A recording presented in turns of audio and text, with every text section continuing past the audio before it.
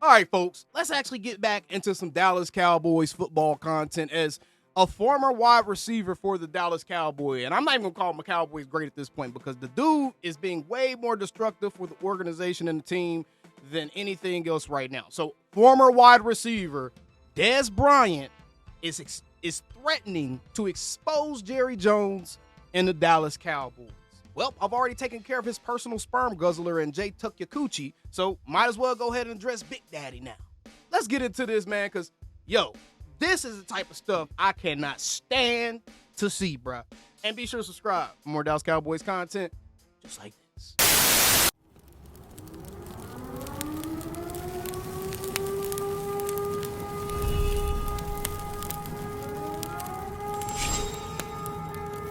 Man, shut your up.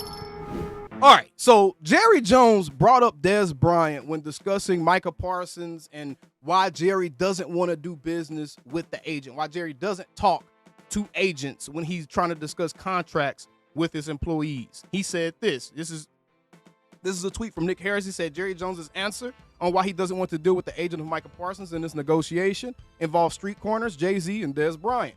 It said, quote, because when we have a problem with the player, the agent is nowhere to be found. Can't get mad at Jerry for saying that.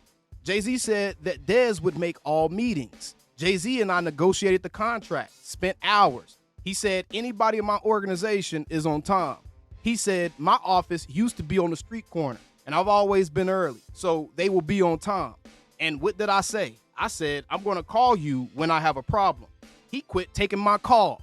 That's what Jerry said as it pertains to his negotiations with Dez Bryant's agency. And I know a lot of people are like, what does that have to do with Micah? Jerry's simply trying to lay out why he doesn't want to talk to the actual agents, why he prefers having a relationship with the players themselves, because at the end of the day, those are the people that he needs to get to respond to whatever it is he wants them to respond to at that time. Those are the people that have to actually have a functional place within this organization. So I completely understand this thought process, even though the right or wrongs of it, I mean, it's neither here nor there, to be honest. I can completely understand people saying, hey, he should be negotiating with these dudes' agents. They hired an agent to negotiate with their agents, so you're not putting these guys that don't know enough about contract negotiations in a bad place. I understand that viewpoint, and I also understand the viewpoint of, hey, what's wrong with the person that's about to give me $250 million?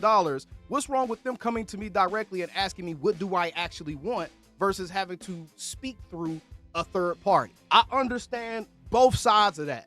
And this statement in itself wasn't super derogatory towards Dez. The only thing it alluded to is maybe that Jerry had some problems with Dez. And I'm sorry, Dez Bryant. Bruh, this is heavily documented stuff, so why get so sensitive to react like this? Especially with all the other stuff going on, especially considering when we actually broke down the trade demand and the Micah and Trevon stuff, bro, you were egging these dudes on to continue doing BS. You're egging these dudes on to make bad business decisions, bro. And then Dez said, Jerry Jones, I don't think it's smart to mention my name. I kept quiet about a lot of unfair shit on some G shit. We can have story time if that's what we doing. Dez, are you dead ass? Let's have story time, Dez. But first, let me look at this response that Dez's agency gave. He said in 2015, at the 21 Club on a napkin, Jerry Jones, Juan Perez, Sean, Jay-Z Carter, and Stephen Jones negotiated a 5-year, $70 million deal, which included a $45 million guarantee and a $20 million signing bonus for Dez Bryant. At the time, it was the second largest contract for a wide receiver in NFL history. The claim that Mr. Carter or Roc Nation representatives did not return a call from Jerry Jones is not only a false statement, but it's also a comical one.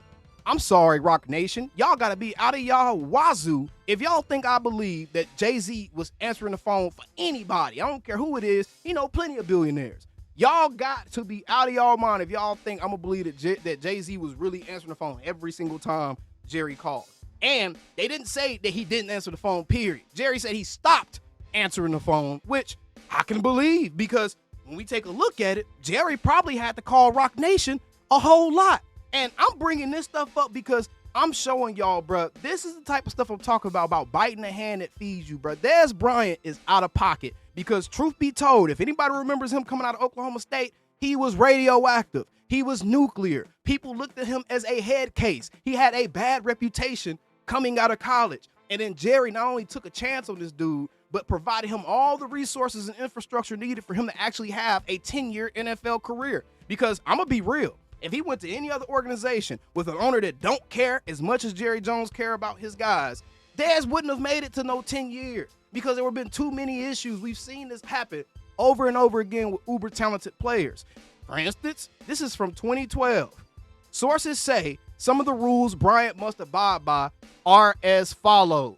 The guidelines Bryant agreed to took effect August 23rd when the team returned to Dallas after 3 weeks of training camp in California, according to sources. These are the guidelines that Jerry put in place to assist Dez Bryant in trying to be a professional, to literally hold this young man's hand so he wouldn't get flushed down the toilet, bruh. Here it is. A midnight curfew. If he's going to miss curfew, team officials must know in advance.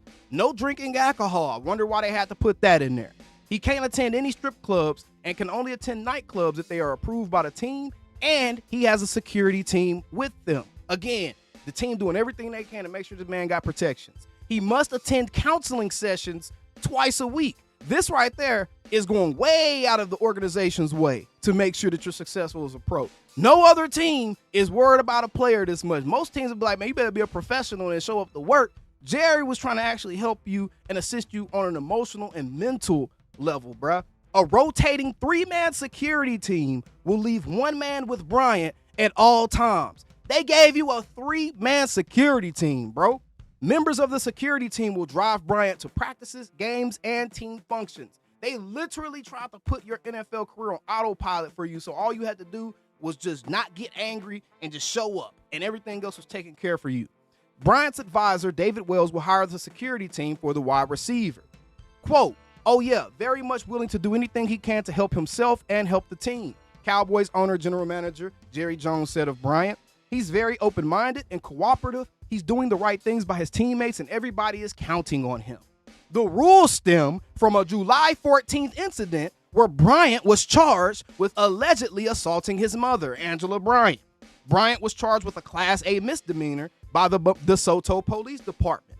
The Dallas County District Attorney's Office hasn't decided if it will pursue charges. On July 25th, Bryant's attorney, Texas State Senator Royce West, said at a news conference the receiver didn't commit any violence against his mother. The fact that it's even a question, bruh. The fact that it's even a question, forget the validity of it or anything else like that. That just shows the amount of excess that any organization would have had to deal with to make sure that you were a successful pro, bruh. And this was way back in 2012. And it's crazy to me that you can feel the way you feel to where you feel like you expose all the unfairness that happened within the Cowboys organization while you were there. Yet you said this about Jerry as well, just in like 2016 or 15 or something like that. There's no owner, nobody on this earth better than Jerry Jones. This was from Dez. Bryant and Jones have developed a relationship over the years, and the two have a fondness for each other.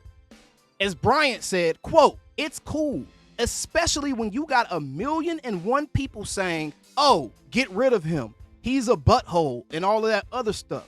Then you got this guy, this loving guy that believes in you, going to comfortably keep giving you opportunities to show what he sees. I think that's amazing. Really?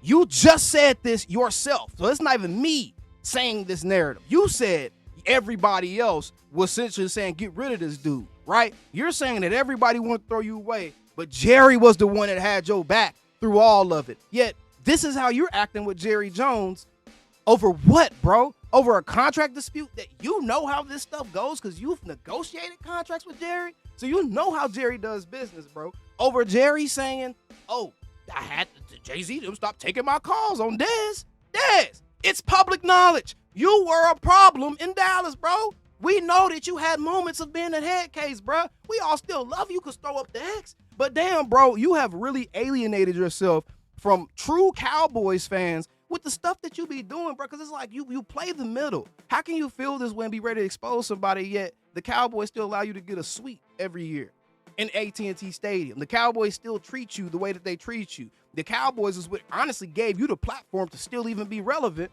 in 2025. Because had you not played for the Dallas Cowboys, one, your career might not have lasted as long. Two, would nobody give a damn about no Dez Bryant? So this is the type of disingenuous stuff I'm talking about, bro. Biting the hand that feeds you is crazy to me. The level of sensitivity that these dudes are showing is crazy to me. Y'all are professional athletes that have made millions upon millions of dollars, bro. And y'all can't take someone giving you an objective truth It's not like Jerry just made up a damn line, bro. We know you had issues in Dallas. So y'all can't take someone giving y'all the objective truth, bro. This is sad, bro. And I just wanted to bring this to y'all because this is another example of why I say it's so important. Do not get emotionally involved with the power struggle of millionaires versus a billionaire. Because at the end of the day, the stuff that these dudes beefing about, the stuff these dudes mad at Jerry about, at the end of the day, bro, for one, it ain't that damn deep. If you really look at recent history, bro, Michael was going to get paid. He was always going to get paid. Whether or not he held out or did any of that other foolishness or not, he was always going to get paid. That's the history of the Cowboys. Well, regardless of what you feel, man, Jerry Jones has a reputation for being one of the most player-friendly owners in the entire National Football League. So why is we as Cowboys fans trying to villainize our entire organization as if they're the worst thing on the planet Earth, bro? And that's what I'm talking. I'm a Cowboys fan, bro. And some of y'all really need to think about the fact that you wouldn't have been a fan of Dez Bryant. You wouldn't have been a fan of Micah Parsons, Dak Prescott, CeeDee Lamb. None of these guys had they not been drafted to your team. Because that's why y'all are a fan. But now, because these guys are drafted, y'all call me a bootlicker for the Joneses and all this stuff. What does that make y'all? Y'all bootlicking the players and their agents. So we're all two peas in the pod at this point, bruh. I'm just saying, man, Dez, this is whack. This was lame. I called it lame on Twitter, and I'm going to call it like it is. People are getting all these likes and engagement because people got to realize, bro, there's everyone else in the world loves seeing this type of dysfunction with the Cowboys. That's why y'all are getting all the support and the attention, because 80%, 90% of the people, cheering y'all on to do goofy stuff like this, they're not even Cowboys fans, and they want to see the downfall of the Cowboys. And y'all goofies is playing right into the hand, bro. I said this on the last video where Dez kind of made a crazy comment about Dak and Jalen Hurts, bro. Dez Bryant is 100% in that LaShawn McCoy category for me. Man, shut your ass up. Let us treasure the memories you made for us because, dude, the stuff you be saying, bro, is just... Either way, we're going to get back into some training camp content starting the week off tomorrow on Monday. Just wanted to bring this to y'all because this is wild to me, bro. Let me know what y'all think about this stuff down in the comments below. Do you think that Dez, honestly, with all the Cowboys have done for him, do y'all legitimately feel like Dez has a reason to act the way that he's acting? Again, appreciate y'all for tuning in, man. How about them Cowboys? And be sure to subscribe for more Dallas Cowboys content. Calling me, texting me, paging me, asking me, am I still them boys? Y'all usually check on me. Listen. I'm still them boys. Hey! Woo! Oh, shut up, my boy. Hey! I'm still them boys.